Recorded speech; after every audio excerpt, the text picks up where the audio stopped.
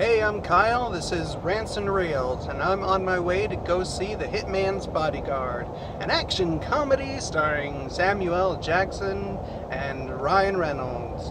So, probably gonna hear a couple motherfuckers since this one's rated R.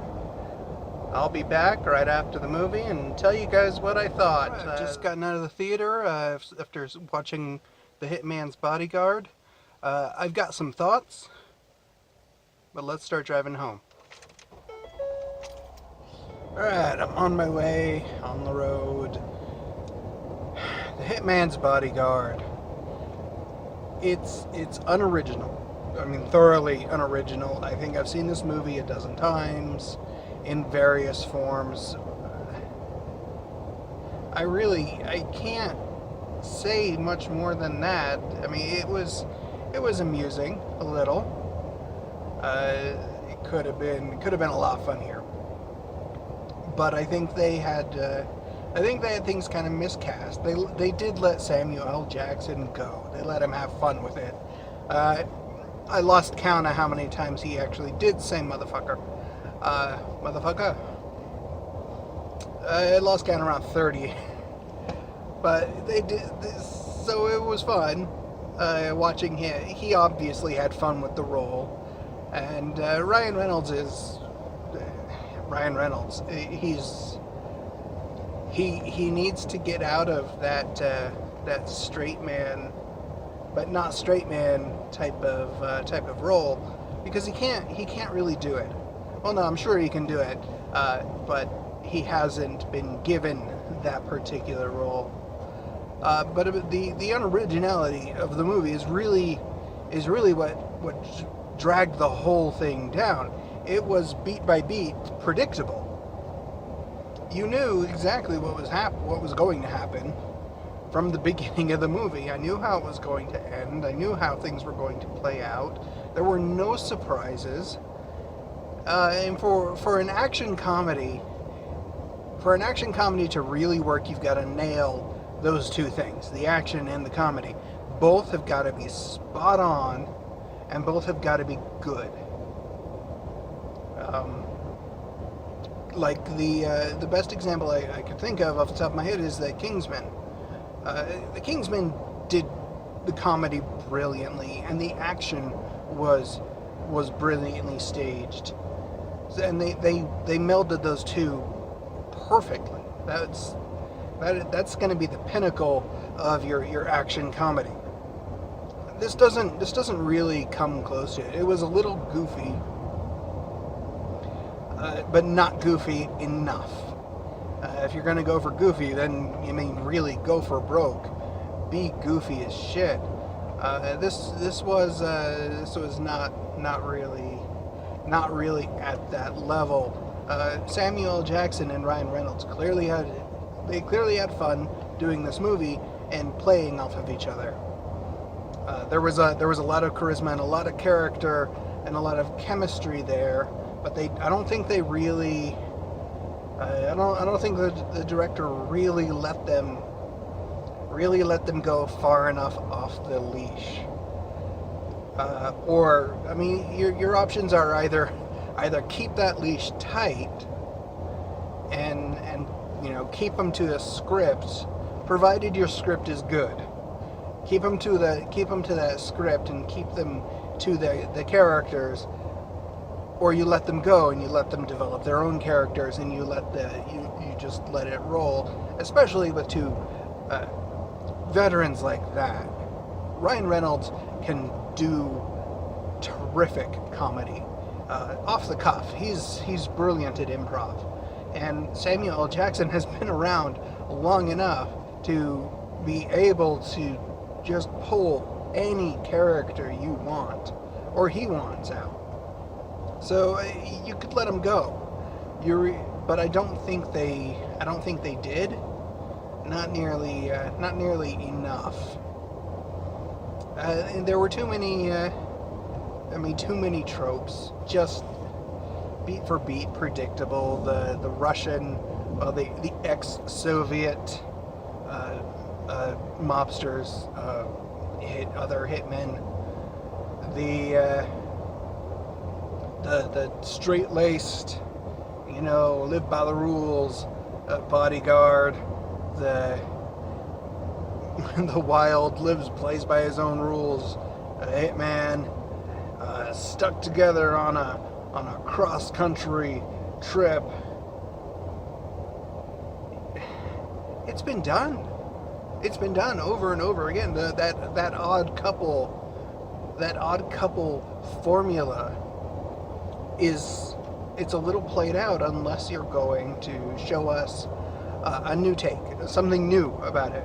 But they didn't. And I'd like to say the screenwriter.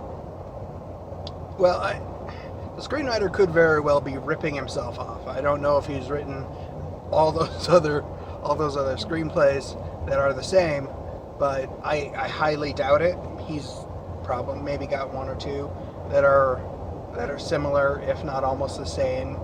Walking out of the theater, I was talking with a friend of mine, about how much that movie was pretty much the same as one that came out a year or two ago called Hot Pursuit.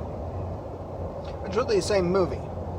Same dynamic, same odd couple put together. I even think it had some of the same plot points. But hey, I'll get into that when I actually sit down and work up a full blown review of this. But ultimately, it's forgettable. I'm not really going to remember the details of this movie.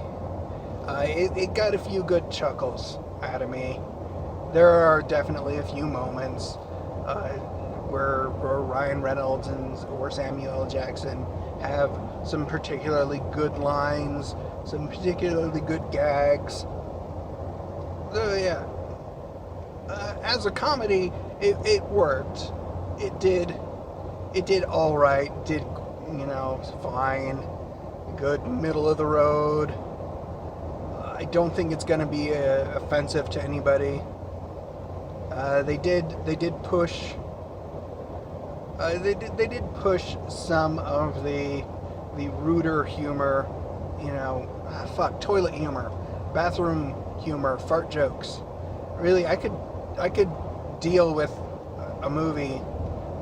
I mean, just because it's a comedy doesn't mean you need to include fart jokes. For Christ's sake, just do a comedy. Here, if anybody's listening and you're looking for writing advice and you're writing a screenplay and you're going to write a comedy, take out every fart joke. Your movie will be just as funny without them. I mean, yeah, you might lose the 14-year-olds, but if you're looking at an R-rated comedy, that's not your demographic. Okay, you might lose some, 19, 20-year-olds, but they've got crappy taste. Now, that's not to say fart jokes don't have their place, and they certainly can be amusing, but really, your movie's going to be much stronger without them. Let's see, what else do we have in this movie? We had Salma Hayek was good. She was one of the better parts of the movie. Her character was interesting, definitely interesting. Fun to watch. She owned the screen whenever she was on it.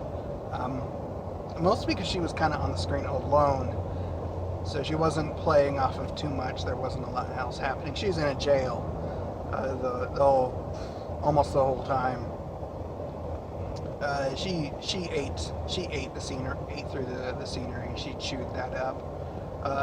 Well, I mean, they all did. Samuel Jackson, Ryan Reynolds, they chewed through the scenery on that. It was very hammy, but not quite hammy enough. Really, it's about as inoffensive and offensive comedy as you could get. Completely forgettable.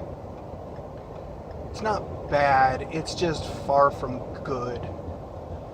It's alright, good, middle of the road. So thanks for riding along. This is Rants and Reels. That was my review, my in-car first impression, quick car review of the Hitman's Bodyguard. Thank you for watching.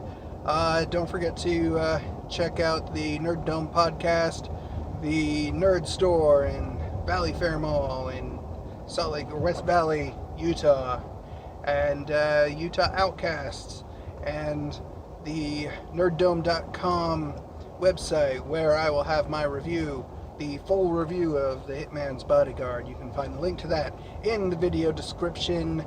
Thank you for watching. Thanks for riding along with me. This has been fun for me. I'll see you guys next time.